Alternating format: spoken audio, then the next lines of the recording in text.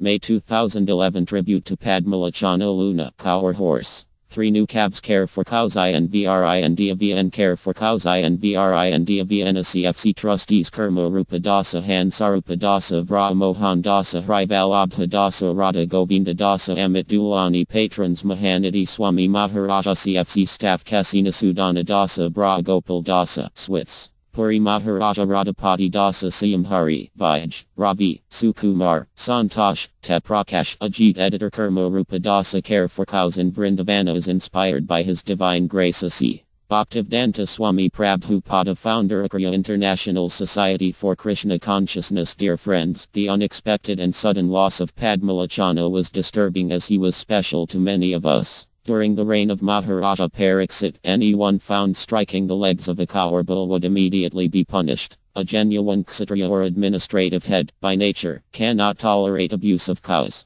They cannot sit idle while cows are neglected or treated disrespectfully. Interestingly, when the Vedic literatures describe the characteristics of the Brahmanas, priests, Kshatriyas, rulers, Vaisyas, businessmen, and Sudras, general laborers, a common characteristic found in all of them is that they protect cows. It is tragic that in Vrindavan today much greater abuse than beating of legs goes on practically unnoticed. What does it mean? Are the present-day administrators less than Kshatriyas, less than Vaisyas, less than Sudras? Are they outcasts? Jaya Shri Guru, Jaya Shri Gopala, Jaya Shri Gomata. Care for Cows or Care for Cows in Vrindavan is a charitable trust registered in India, USA, and Switzerland. The CFC staff if a family keeps a cow and calf and has a few acres of land, a vegetarian diet is easily sustainable. I know a family in Colorado whose cow gives 9 gallons of milk a day and she lactates for 4 to 5 years. They have enough land for the cow and her offspring to graze on, and even with several months of winter they can easily maintain their cow. CCFC News July 2010.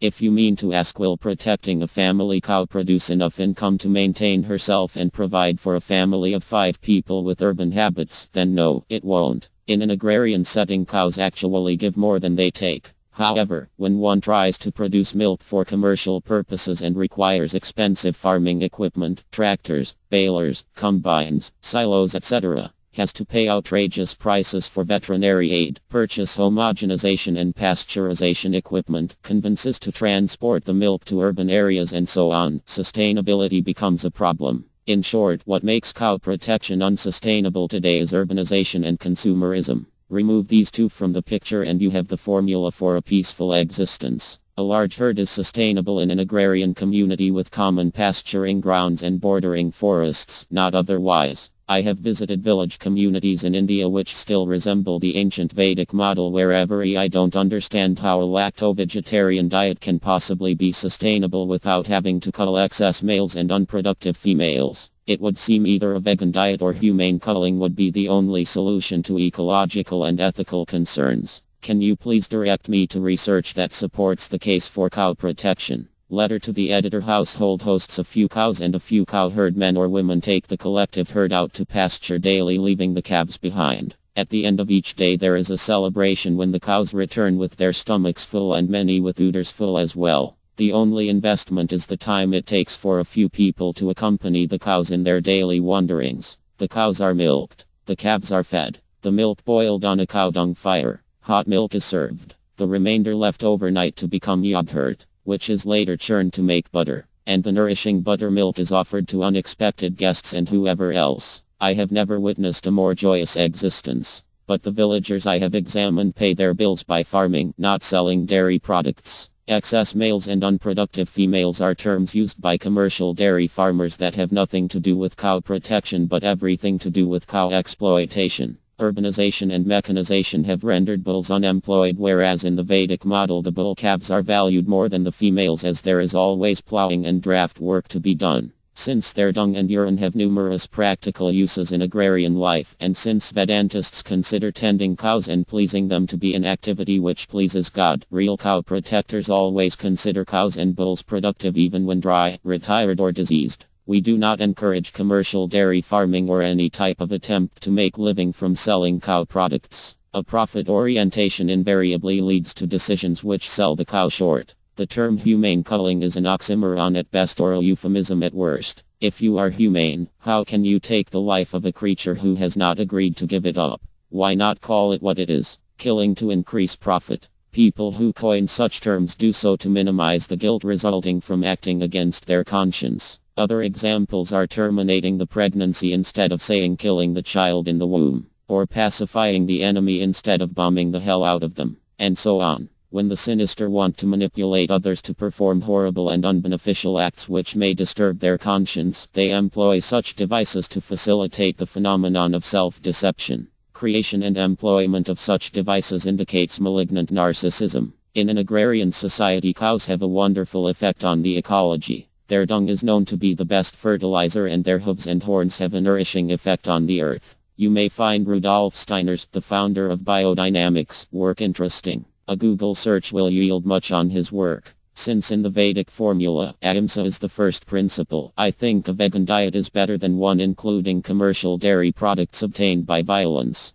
But the best and most wholesome diet is one which includes milk obtained from a loving cow who is treated like one's own mother. References to cow protection abound in Vedic literatures like Mahabharata, Ramayana, Srimad Bhagavatam and other Puranas, which describe an agrarian social structure and lifestyle focused on attaining spiritual rather than material goals. Frankly, I think you will be hard-pressed to find much published research today condoning cow protection, since it does not serve the purpose of urbanization, which is to make the citizens dependent on exploitative and manipulative oligarchs. Modern man has lost his roots. Cow protection hasn't lost importance, but because urban man has become so successfully indoctrinated and acclimated to artificial living and consumerism, he no longer understands or values the fruits of it. The real purpose of cow protection is to please the Supreme Lord Krishna. Milk, dung, urine, ghee, yogurt and draft are the natural byproducts and are considered most essential for religious rituals and producing the necessities for a wholesome life. In the Vedic agrarian model, milk is not considered the goal of cow protection, and a bull calf is celebrated more than a female calf, as once trained, he is productive for more years than the dairy cows.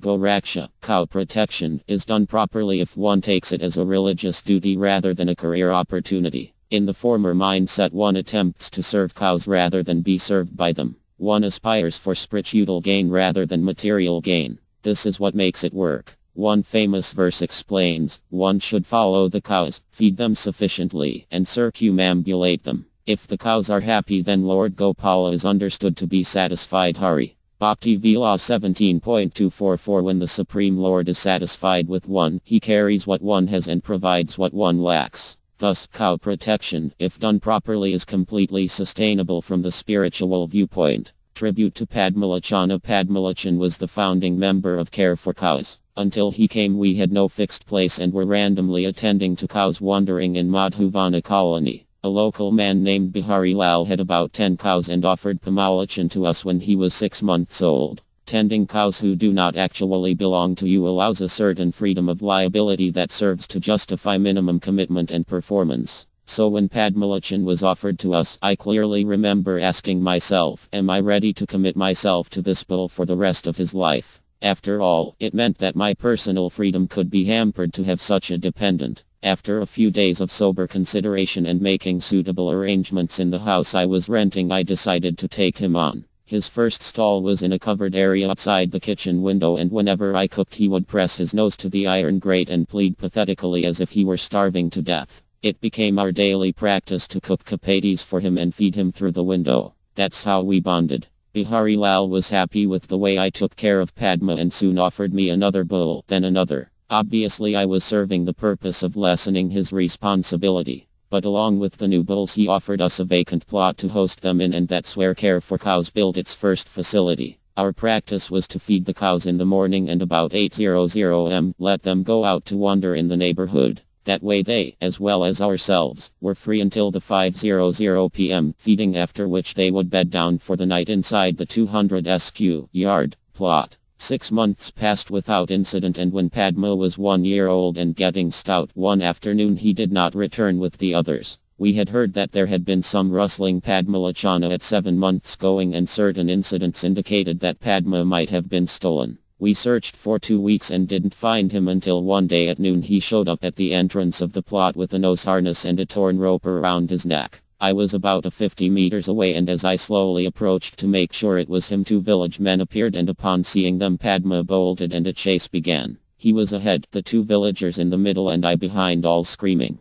I had never seen Padma in flight mode and he was impressive. He was agile and leapt like a young lion. I understood that the 2 village men had stolen him and that he had broke loose to come home and they were trying to retrieve him. I had a cow herding stick with me and started threatening the villagers with it. Padma Lachana after being stolen, and they trailed off to one side, giving up the chase but keeping their distance from me and the 2 neighbors who had come to assist. They disappeared and Padma soon settled down and we had a happy reunion. Padma had strong character but was gentle. He was a natural leader, and while he would intimidate other members of the herd, he was submissive to humans. Thus when we began his training we decided not to neuter him, but his assertiveness and aggression towards other members of the herd soon secured him the position of leader. In the same way that a child, confident of his parents' love, does not take their threats or attempts to discipline him very seriously, Padma resisted being trained by us and initially refused. But when placed next to a veteran larger bull and an experienced trainer, he submitted and became expert at pulling the cart in 2 weeks. We engaged Padma shortly in generating electricity and then occasionally in cartage. When Rupa Raghunath of the Sandipani, Padma Lachana working with Bharat, Padma Lachana working with Madhu, and being challenged by a Padma Lachana letting of steam in the Barnyard Muni School, conceived of the idea to use pull-driven school buses to transport the students to and from school. Padma was among the first to participate. As Padma began to work regularly, his neck and legs became very strong and he grew substantially. It was impressive to see how dutiful he and Bharat were once they settled into their service. The driver merely had to give a short verbal command and Padma and Bharat would dutifully walk over to the bus and lower their massive necks to accept the yoke. They knew the route and were amazingly tolerant when the traffic became uproarious and chaotic. It happened on several street bull fleet of Sandipani Muni school buses occasions that the strongest of the abandoned bulls living on the street would challenge Padma as he took the students back and forth to school. Padma was not one to turn away from a challenge, but he took his service seriously and was never diverted. Padma remained the respected leader of 27 bulls who performed the school bus service. He was never sick a day in his life. He never complained or made excuses. He willingly and consistently performed his duty despite adversity. From his example it is easy to understand why the scriptures say the bull is Dharma personified, the embodiment of religion and duty. Padma's life reinforced those scriptural statements. A day or so before his last, a vehicle hit a metal pole, causing it to rest against a high-voltage electric wire. Though the electric company was alerted, they had more important things to do, like taking a longer tea break, watching the cricket match, or tinkering away the hours before quitting time.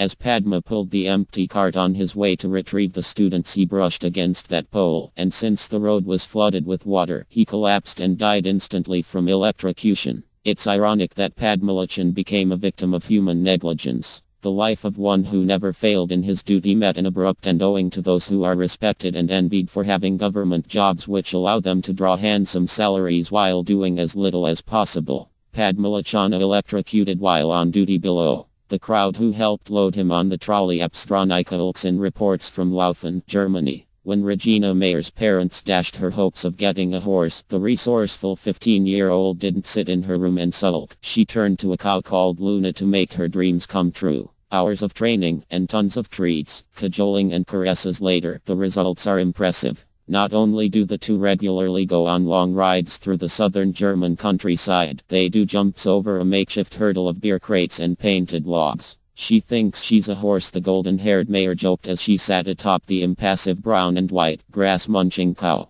They started off with walks in the woods during which Luna wore a halter. Then Mayer slowly got her cow more accustomed to human contact and riding equipment. About 6 months later, it was time to see how Luna would respond to a rider on her back. Mayer sat in the saddle, and all went as planned. She was really well behaved and walked normally, said Mayer, decked out in riding gear. But after a couple of meters, she got a bit peeved. Luna and Mayer are now soulmates, spending most afternoons together. Their extensive routine involves grooming, petting, jumps, and a roughly 1-hour ride. Now, Luna understands commands such as go, stand, and gallop. If she feels like it, that is. When she wants to do something she does it. When she doesn't, said Mayor, who proudly says Luna thinks of her as her mother. And she's often very headstrong but can also be really adorable. And Will Tafsky, who trains cows near Zurich, said Luna's talents are not surprising and that it is quite common to ride cows and use them as workhorses. Will Tafsky said that cows are lovable companions because they're easygoing, have strong nerves and are unbelievably devoted to people they like. While Mayer's friends quickly warmed to her passion after laughing at her, Luna's fellow cows weren't so open-minded. Other cows don't really like Luna because she always gets goodies, Mayer said.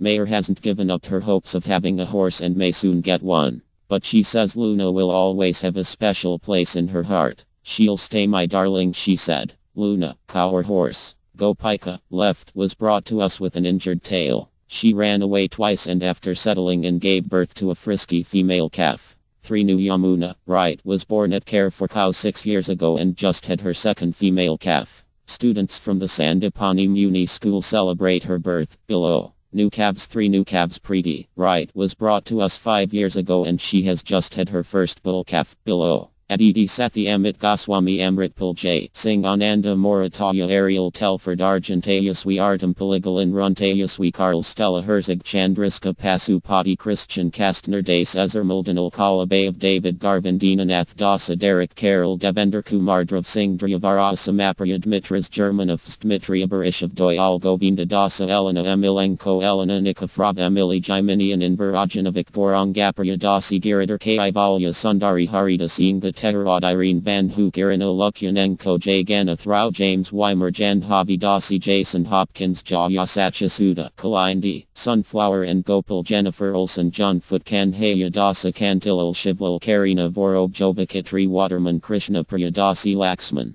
Pujari Lenki Chanlad Mila Gafner Madhavapriyadasi Madhavi Gunchu Pali Manadaini Devidasi Mandiramani Shri Govinda Manohar Kathavate Maria Larina Markli Mary Louise Valerio Mupur Champaka Padma Nalini Gagarnamit Bandari Nayan Ruparelia. Make house stay in front of me. Make house stay behind me. Make house stay on both sides of me. May I always reside in the midst of cows. Hari Bhakti Vila 16.252. The cows send their heartfelt thanks to those who assisted during April 2011. Thank you from the cows. Nishant Vashishist Padal Nu Irina R. Meager Rahul Sharma Ram Esta Dasa Rasa Mandala Dasi Ravi Gopal Renato Basurik Rohina Suda Prabhu Rose Boko Samarth Chidanand Sanjay Bandari Sanjeev Keswani Seshu Subramaniam Smruta Saward Kaur Shrado Rakamar Shravanananda Dasa Sridharan Prashantan Srinivasan Gainasan Swada Ajanovic Subramaniam Malala Subramaniam Maniam Suman Lada Saini Sumit Middle Sushma Jain Tracy Malina Venkata Venkatswaran Vij Sharma Vikas Shah Yanavalkya Dasa